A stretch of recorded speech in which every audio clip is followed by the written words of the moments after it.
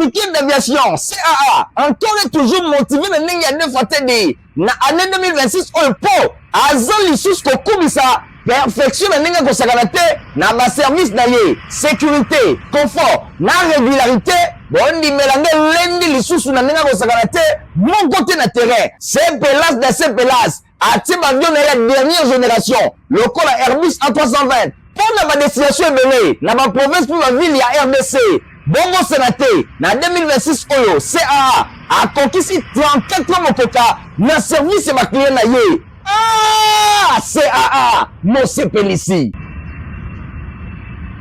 Très heureux de se présenter devant la poste télévision, la pour la présenter info lingala journal. La peu pour la peu mbote na binonyo soto fongoli ya mukolo ya mercredi 25 mars 2026 pour la côté c'est chef de l'état Félix Antoine Tshisekedi Tshilombo a komaki mukolo mardi 24 mars 2026 kuna la ville ya Bandundu pour na co-présider 13e conférence ya ba gouverneur premier ministre Judith Suminwa a komaki yepe kuna mukolo mardi na 11h na ville ya Bandundu chef la province ya Kwilu pour na participer na 13e conférence de gouverneurs Oyo et kozala présidé et pas ya chef de l'état Félix Antoine Tshisekedi Tshilombo. Nathalie Kaila. Ministre Madame Judith Suminwa Tuluka na chef lieu ya province ya Kwilu pour na kozwa part na 13e session ya ba conférence ya ba gouverneurs Oyo kozala organisé et pas ya chef de l'état Félix Antoine Tshisekedi Tshilombo.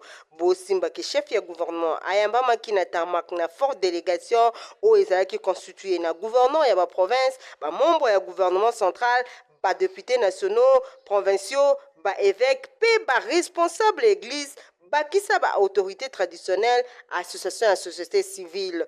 Boye ba ke ba maman pe ba yeki ebele pour na koyamba bongo premier ministre Madame Judith Suminwa Tuluka.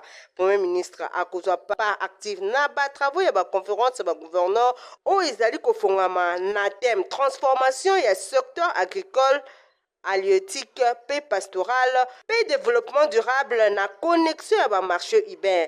Bosimbake après par rapport au Koleka, ville ya Bandundu et à quoi abriter conférence ya ba gouverneur parmi ba résultats où ezelami feuille de route nationale ya transformation agricole, paix pastorale, engagement précis à ba province en faveur ya mécanisation agricole, paix développement rural, recommandation pour na quoi améliorer gouvernance du secteur, paix lutte contre la tracasserie administrative.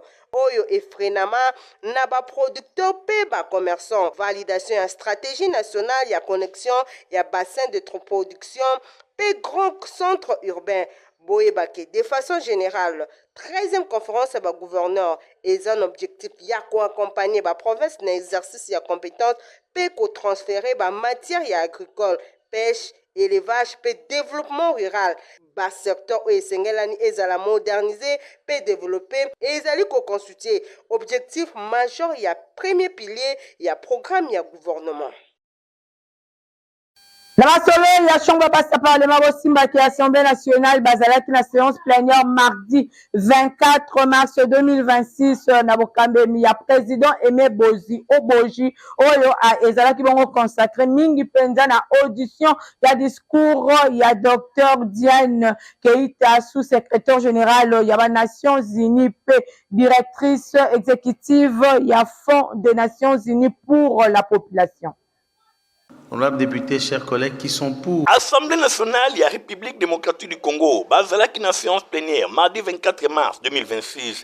Izalaki Bongo, il y a importance moko stratégique na présidence, il y a numéro 1, il y a chambre basse, il y a parlement, et Meboje Sangara. Séance plénière où Izalaki consacré na audition, il y a discours, il y a docteur Diene Keita, sous-secrétaire général, il y a Nations Unies, puis directrice exécutive, il y a Fonds des Nations Unies pour la population.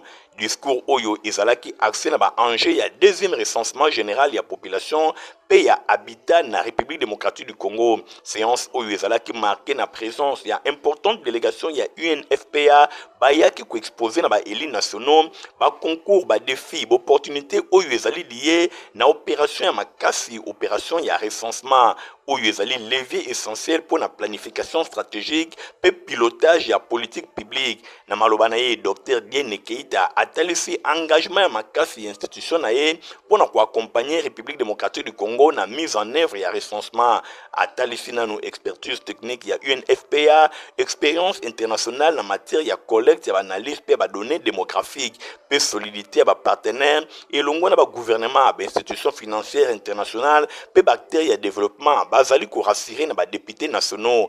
Atalisi bongo UNFPA a kozala pene ya RDC na ba étape nyonso ya processus pour ko garantir crédibilité, transparence et succès sur le plan procédural. Rapporteur ya Assemblée nationale Jacques Njoli à salaki lecture, il y a des actes non législatifs, recommandations, ils qui adressées à l'exécutif national, puis résolutions destinées à des députés nationaux, conformément à l'usage parlementaire. Dans ce cas audition, il que deuxième recensement général, il y a population, ils ont importance, moi comme casse na RDC. Au-delà, il y a dimension technique, opération, oyo, ils ont outils stratégiques pour nous aider, décisions publiques, pour permettre d'orienter efficacement la politique nationale et le développement.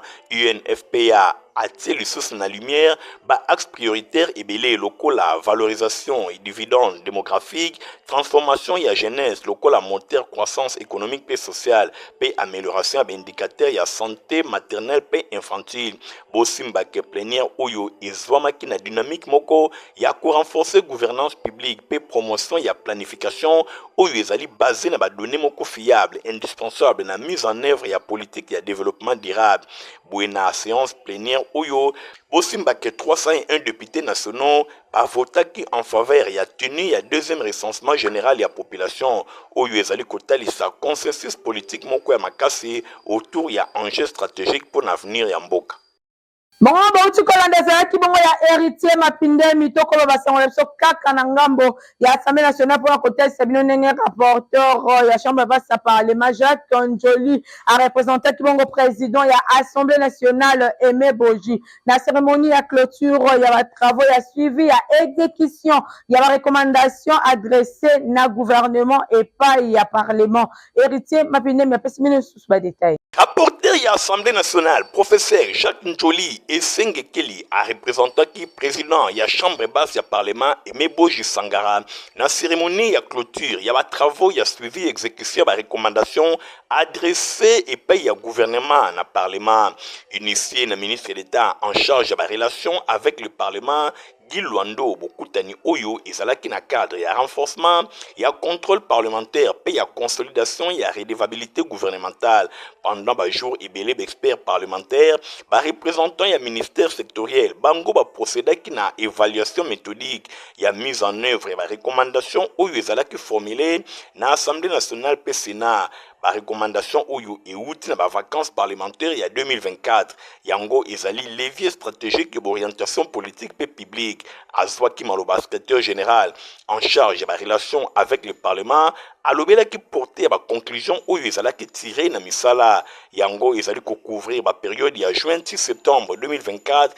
Pays le 13 août, kino le 14 septembre 2024. A souligné que la recommandation Oyo ezali kotalisa l'exigence ya makasi ya performance ya efficacité pe ya redevabilité na conduite ya action publique. À s'appuyer Kiming l'ordonnance numéro 24 255 il y a le 15 septembre 2023 où Yuzala qui prorogé le 15 septembre 2024 a rappelé le ministère de la relation avec le Parlement a joué rôle moko central dans suivi et évaluation de la loi et les sources de recommandation parlementaire. Natina wana akumisaki engagement ya ministre d'État Guy Luando na action naye azali ko contribuer pour na raffermissement ya dialogue institutionnel et instauration ya collaboration oyo ezali efficiente entre gouvernement et longona parlement. Na suka misala atelisi disponibilité ya ba équipe technique ya ko accompagner ministère sectoriel boye mingi penza amélioration ya qualité ya ba réponse oyo ezali ko pesama na ba préoccupation ya ba eli na renforcement ya ba mécanisme ya communication institutionnelle. Na maloba na ye ministre d'État Guy Luando akumisi aboutissement ya exercice oyo ya haute portée institutionnelle ezali mbuma ya 3 mois ya misala ya makasi oyo immobilisé une centaine d'experts pe ba points focaux pour naye alobi démarche oyo et permettre que traduire ba attente ba eli na action gouvernementale concrète lolenge esprit ya ordonnance numéro 25/393 ya le 15 décembre 2025 ezali kolobela ba attribuer ba ministère mingi penza ezali simple exercice administratif kakate kasi ezali pe mécanisme structurant oyo ezali ko permettre ko évaluer impact réel ya ba recommandation parlementaire na vie ya ba citoyen. Ministre arondaki hommage na chef de l'État Félix Antoine Tshisekedi Tshilombo pour na vision na ye fondée na collaboration harmonieuse entre les institutions pe na premier ministre pour na implication na ye na efficacité ya processus. Bosimba pe boye ba cérémonie de clôture oyo emakaki étape moko ya malonga na processus ya évaluation oyo ezali kokoba na ba politique publique engagement ya institution ya république pour na koivrer na concert pour na gouvernance moko ya makasi na service ya population. Voilà, État bon approvisionnement, il y a carburant, gouvernement a renforcé ma mesure, il y a stabilisation dans le secteur pétrolier, paix à rassurer la population, bonne de bataille et longo, na Fabrice Lundombi. Tension dans le Moyen-Orient, ils ont des répercussions économiques et humanitaires. Dans mon climat bimba, na bit sur anticiper les conséquences au yopé que diminuer les effets économiques. Il y a la République démocratique du Congo. Premier ministre Judith Suminwa Atuluka a instruisé qui vice-premier ministre en charge de l'économie nationale, ministre d'État en charge de l'hydrocarbure, ministre de la finance, na cause de disposition ya malonga pour na suspendre principe ya plafonnement différentiel, il y a transport pour une durée, il y a 45 jours. Malgré suspension temporaire, où il y a principe, il y a plafonnement, où il peut permettre à l'État à limiter sur coût, impact, c'est prix na pompe. Premier ministre, hier, assassira qui n'angambo ya gouvernement, azali ko garder main pour na ko protéger le pouvoir d'achat ya Congolais. Puis dans les instructions, azali ko senga suspension, il y a redevance, puis il y a réduction, il y a taxe, nyonso, où il y a kozama, na ba service, il y a l'État na frontière. Mécanisme oyo ezali bongo pour na ko garantir équilibre na ko sedaka temporairement principe ya plafonnement na ngambo mosusu pe ko conditionner ba fournisseur na ngambo mosusu. Ezali pour les membres et le gouvernement concerné, baïba na koza ba mesures dérogatoires oyo ezali ko viser ko préserver approvisionnement régulier ya République démocratique du Congo na ba produits pétroliers pe na ba coût moko raisonnable malgré crise conjoncturelle pour na oyo etali ba mesures oyo ekosala objet et évaluation na fin ya échéance ezali bongo envisager lokola ko maîtriser choc exogène oyo ya guerre ya Moyen-Orient pe ko alléger ba charge ba produits pétroliers na ba structure ya l'État oyo bazali kotiama na ba frontière nationale ko se rassurer na effectivité ya ba produits pétroliers oyo ezali koleka na Kenya vers est ya mboka na Tanzanie pe vers sud ko maîtriser ba frais ya ba assurance ya ba fixation ya ba prix ya ba frontière pe lisusu ba coût ya moyen ya produits pétroliers oyo ezali kokota na frontière ya mboka. Et Sengeli ko rappelé bino que na occasion ya tenue ya 82e réunion ya conseil des ministres le 13 mars et l'équipe président de la République Félix Antoine Tshisekedi Tshilombo a attiré qui attention les membres et le gouvernement pour une évolution récente de la situation géopolitique internationale. Mingi ba tension na Moyen-Orient oyo e bandi déjà ko affecter ba marché énergétique et financier ya mokili mobimba. Lokola économie na biso pe ezali bongo résiliente ya conjoncture oyo ezali ko exiger vigilance pe cohésion ya réactivité. Boui na droit ya Hormuz, Canal ya Suez, na nzela oyo bazali ko transiter mingi 20% to na 10% ya ba production mondiale ya hydrocarbures ezali bongo bloqué na raison ya guerre ezali ko perturber circuit ya approvisionnement mondial pe Afrique ezali bongo épargné te kasi gouvernement ya République démocratique du Congo azali ko rassurer opinion que situation oyo ya approvisionnement ya produits pétroliers ezali bongo maîtriser ba stock disponible koki ko permettre ko assurer couverture et ba besoin actuel ya mboka tina juin boye pona ba navire ebele oyo ezali komema ba cargaison ba produits pétroliers ezela mi mikolo ezali koya pona ko renforcer ba niveau ya stockage pe ko garantir continuité ya distribution na marché intérieur. Caisse nationale de sécurité sociale des agents publics de l'État SENSAP dans mon coup c'est organisé qui installation il y a CH2S Nadid administration publique du 23 au 24 mars 2026 kuna na Béatrice Hôtel Igor Ntingi après une Béatrice hôtel nde ezalaki cadre choisi pour na organisation ya ba atelier oyo et débouchaki na installation ya dit comité d'hygiène, sécurité et santé au travail dit administration mokoka représenté na béquipe ya ba agent ya ba ressources humaines na ba délégation syndicale oyo ba pesa ki mokumba ya ko installer na administration yako installé na ba administration na bango ba comité d'hygiène, sécurité et santé sous l'accompagnement ya Sensap ponyoso et salemaki na bokambe mina bango na impulsion ya yemoko numéro 1 ya Sensap le top manager junior Matamelanga le transformateur oyo azalaki valablement représenté et pas ya Yannick Mavita directeur d'exploitation ya Sensap Boyebake, Milulu Oyo, et concernant qui branche ya ba risque professionnel local la accident, to ba maladie na mosala, Sensap azaboye, ko prévenir ba makama wana pona ko assurer santé pe sécurité ya ba agent public ya l'état. Mais yango eza peanini. Eza peanini. Loi oyo na bi atata mukonza mboka promulgaki et le but que Sensap a osala ba osala musala nini.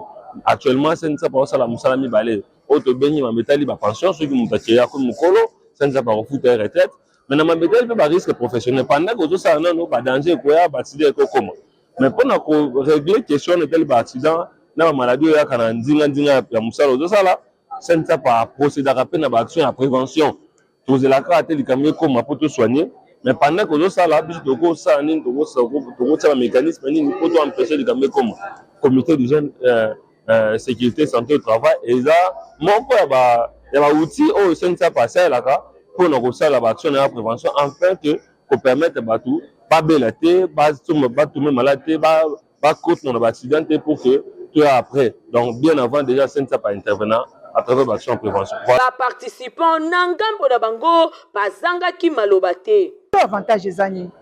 Sensap pandimi biso alobi accident wana ata olongwe na musala ozo kokende na nzela ozwi accident Sensap azo supporter.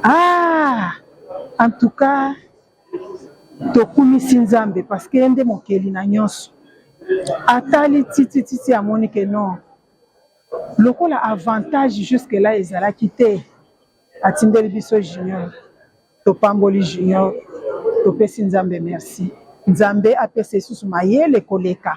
Ah oui, Sensap aza déterminé ya komene ba réforme sociale oyo sur terrain ndenge président de la République Félix Antoine Tshisekedi Tshilombo a promulgaka yango na loi numéro 22/031 ya le 15 juillet 2022 oyo etali régime spécial de sécurité sociale ya ba agent public ya l'état pe selon arrêté 049 ya 5 mai 2023 ya vice-premier ministre ya ba fonction publique moka koswa na Sensap mosala kitoko pe ezoko monana na suka ya milulu remise ya ba brevet et salemaki kitoko et pa ba participant nyonso.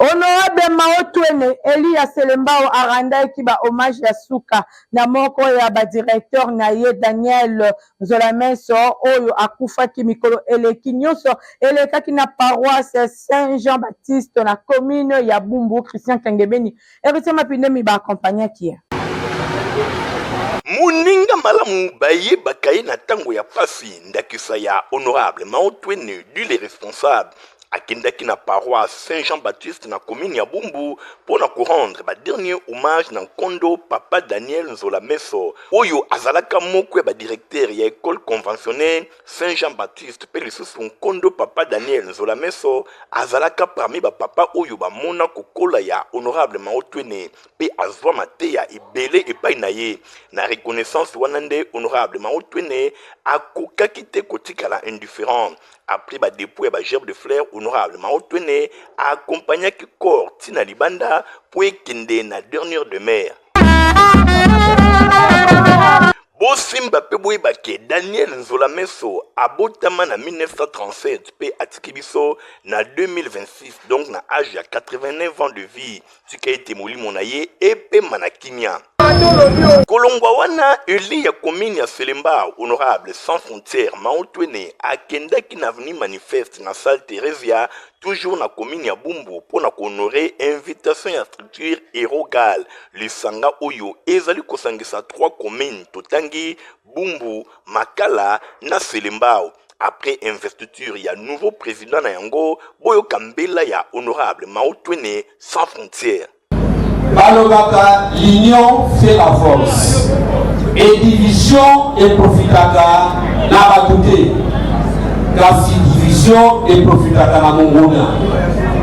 Boko na vision mokote, mais lokola tozali famille.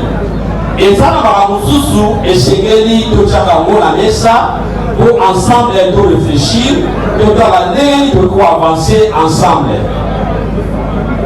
Vraiment, il y a probablement des athées et nous avons fait la biche banso et nous allons essayer là-bas où il y a été deux simba les conditions d'entrée dans la boko deux soutenir il y a un mandat à Sigazui deux papiers chèques naïe et ça peut chèques la biche banso car si on m'a naïe pour le développement il y a Selemba Okungu Makala et ça pour la biche banso. Ezala Kandeboye, honorable Maotwene, dit les responsables, tout droit kaka pour Azali toujours proche de la population. On a permettre à client de voyager dans la condition ya kitoko CAA à Tchelibino Airbus à 320 000. Quel est le détail?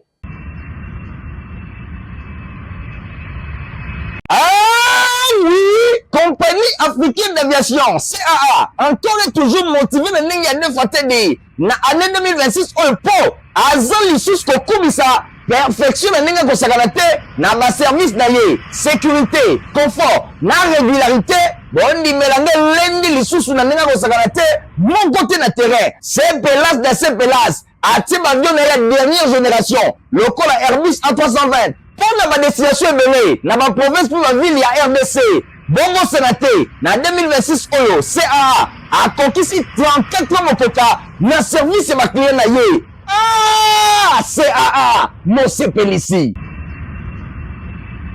Honorable Nerombungu a randa qui va hommage à Souka, na chef du personnel ya complexe scolaire Mama Pemba Robert Masiala Nyoso et le cas qui samedi 21 mars kuna na mausolée familial ya Chundi Bioko héritier Mapinde Miladi Landu. Nous nous séparons mais nous nous verrons plus tard.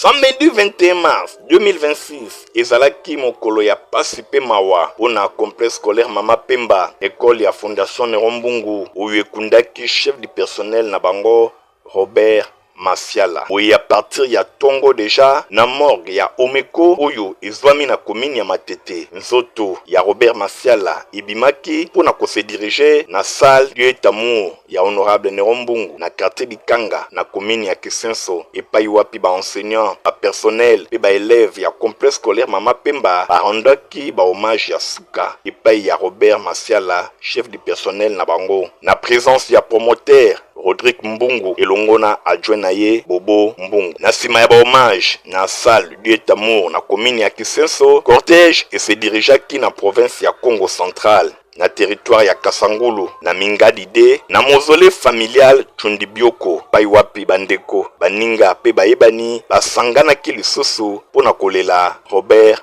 Masiala. Prière d'ouverture et salemaki na révérend Daninvita. Prédication révérend pasteur Malonda. Ateaki na mokanda ya Job pona koloba ete moto nyonso abotami na mwasi pe na mobali bomo ezali mokuse esengeli komilengele. Oraison funèbre pesamaki na coordonnateur principal ya complexe scolaire Mama Pemba Nidol Tatukila. Biographie pesamaki na moko ya bana ya Mowei. Nzembo ya libota eyembamaki pona kokumisa Nzambe ensemble na honorable Nerombungu oyo azalaki pe petit frère ya Mowei. Bongo na sima ya koza maloba ya batu ya ndenge na ndenge ekomaki moment ya recueillement to pe ya dépôt ya ba gerbe de fleurs epai wapi tomonaki ba structure ya ndenge na ndenge ba personnalité ya ndenge na ndenge, bato ya ndenge na ndenge, ba membre ya famille, baninga, bandeko, bayebani moko sima ya moninga alikaki pona ko déposer gerbe de fleur na ye. Avant kotombola cercueil oyo ezalaki na nzoto ya Robert Masiala,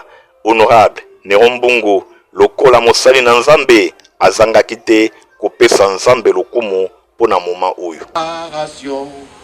Ami ne pleurez pas, ami ne pleurez pas, prions, prions Jésus, nous nous verrons, nous nous verrons, nous nous verrons, nous nous verrons. Si nous pouvions acclamer, se mettre debout pour Robert, mettons-nous debout, acclamer pour Robert.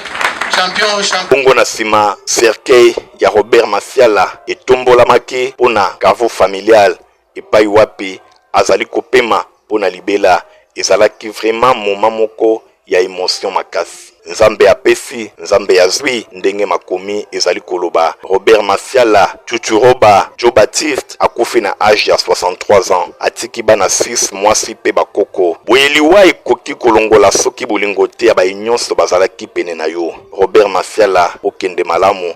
Complexe scolaire Mama Pemba, honorable Nerombungu, baninga pe bayebani nyonso bakobosa na yo soki mokete. Na olemba koloba te Potifa pesa potopoto ya kitoko atoza mukolo to mwana mukie bomela yango sans problème. Potifa encore et toujours. Oyo mama bituna tuna aye bakate tirero apesa mwana ye bire. Ebe na santé kitoko boye. Olesaka ye nini? Aliaka Potifa. Soka ba mama nyonso batimbe ya Potifa potopoto kitoko pona ba bébé pro. Mama ye, soma ye. Mwana na ngai depuis abanda kolia akoli boye. Aliaka kaka Potifa. Potifa, protéine, vitamine, énergie. Azama yele na classe abela kabela kate alimbaka te. Ba maman, félicitations à vos bana. Potifa, facile à digérer et nourrissant. Ezana, protéines, vitamines et énergie. Hey, bébé na yo kitoko ninyo esakaye. Ba ba ingakango, santé kitoko nzoto makasi. Matemi disa, mama de zamana. Sukana mbimbi. Tozana communiqué écologique awa pour la lecture nango.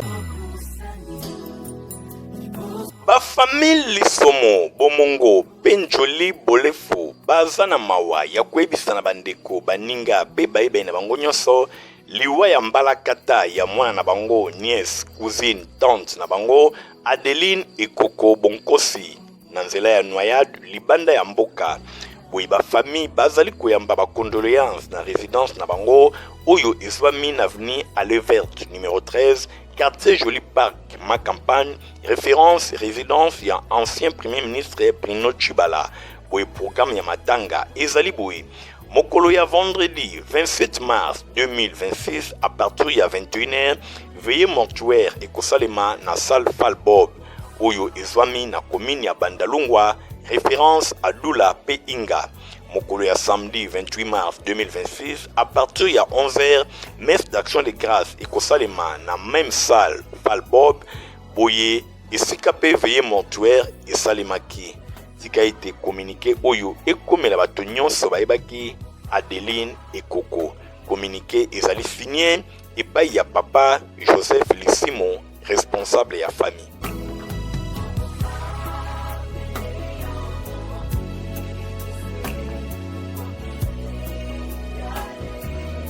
Bon, ce sont les infos lingala ya mercredi 25 mars 2026 yango e commune asuka soki bo sepela kinango bo pesa merci na Igong Singi oyo azalaki na sima ya caméra en même temps yepe mutu a montaki journal o info lingala journal ya pe pona pepe za ka superviser et pas hériter ma pinemba ndeko boti kala malam au revoir. Ah oui, compagnie africaine d'aviation, CAA, encore et toujours motivé de n'engager de fatiguer. Na année 2026, on peut, azal lissus kokubisa, perfection de n'engager kosakanate, na ba service d'ailleurs, sécurité, confort, na régularité, bon di mélange lundi lissus na n'engager kosakanate, mon côté na terrain, c'est pelas de ces pelas, à Tibabion de la dernière génération, le col Airbus A320, pour la destination ebele na ba province pour la ville ya RDC bongo sénaté na 2026 oyo CAA a conquis 34 motoka na service ba client na ye. Ah, CAA, non c'est Pélici.